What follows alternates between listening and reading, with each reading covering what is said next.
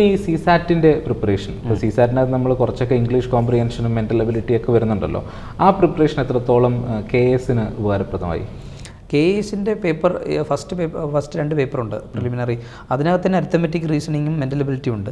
CSAT prepare ചെയ്ത് കഴിഞ്ഞാൽ അത് വളരെ ഈസി ആയിട്ട് നമുക്ക് ചെയ്യാം. പിന്നെ നമ്മളിപ്പോൾ ഡിഗ്രിയൊക്കെ പഠിച്ച് വന്നു കഴിഞ്ഞാൽ നമുക്കൊരു 10th ലെവലിലുള്ള ക്വസ്റ്റ്യൻസ് ആ രീതിയിലൊക്കെയാണ് ചോദിക്കുന്നത്. സിസാറ്റ് ഇപ്പോൾ കുറച്ചുകൂടി ഭയങ്കര ടഫാക്കി.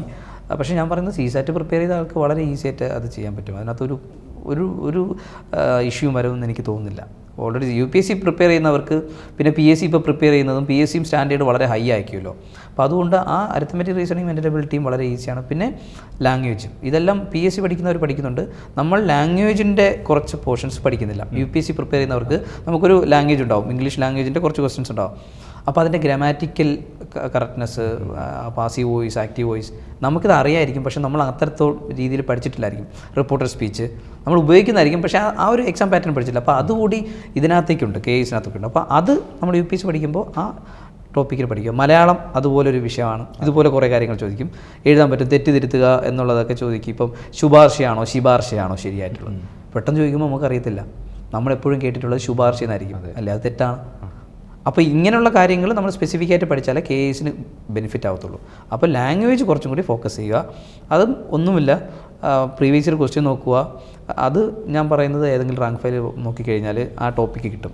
അതിൻ്റെ കുറേ ക്വസ്റ്റ്യൻസ് ചെയ്യുമ്പോൾ ആക്റ്റീവ് വോയിസ് എങ്ങനെയാണ്, പാസീവ് വോയിസ് എങ്ങനെയാണ്, റിപ്പോർട്ട് സ്പീച്ച് എങ്ങനെയാണ്, ഈ പറയുന്ന മലയാളത്തിൻ്റെ വാക്കുകളുടെ വ്യത്യാസം, ആ കാര്യങ്ങളൊക്കെ നമുക്ക് ഈസി ആയിട്ട് കിട്ടും. അതും കൂടെ ഫോക്കസ് ചെയ്യണമെന്നാണ് UPSC ചെയ്യുന്നവർ ചെയ്യേണ്ട കാര്യം. ഈ പറഞ്ഞ കാര്യങ്ങൾ, ഇപ്പം ശുപാർശ എന്ന് പറഞ്ഞ കാര്യങ്ങളൊക്കെ നമ്മുടെ മാർക്കിൽ ഹ്യൂജ് ഡിഫറൻസ് ഉണ്ടാവും. ഒറ്റ മാർക്കാണ്. പക്ഷെ നമ്മളിപ്പോൾ നോർമലി ഇങ്ങനെ പ്രിപ്പയർ ചെയ്തില്ലെങ്കിൽ നമുക്ക് പെട്ടെന്ന് കേൾക്കുമ്പോൾ നമ്മൾ വിചാരിക്കുന്നത് ശുപാർശയാണ് ശരിയായിട്ടുള്ള കാര്യം എന്നാണ്.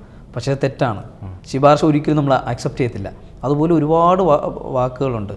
അപ്പോൾ ഇതൊക്കെ നമ്മൾ സ്പെസിഫിക് ആയിട്ട് പഠിച്ചാൽ മാത്രമേ പറ്റത്തുള്ളൂ. അടിയന്തരം, അടിയന്തിരം, ഇത് രണ്ടും ഇപ്പോൾ ചോദിച്ചു കഴിഞ്ഞാൽ കൺഫ്യൂഷൻ ആവും.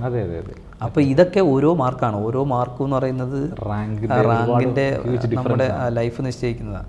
അപ്പോൾ ഇത് UPSC പഠിക്കുന്നവർ ഈ ഏരിയ കുറച്ചുകൂടി ഫോക്കസ് ചെയ്യുക. നമ്മളത് പ്രിപ്പയർ ചെയ്യാത്ത ആൾക്കാരാണ്. അപ്പോൾ അതുകൊണ്ട് പിന്നെ ഞാൻ PSC കൂടെ പ്രിപ്പയർ ചെയ്തുകൊണ്ട് എനിക്കൊരു ഐഡിയ ഉണ്ടായിരുന്നത്.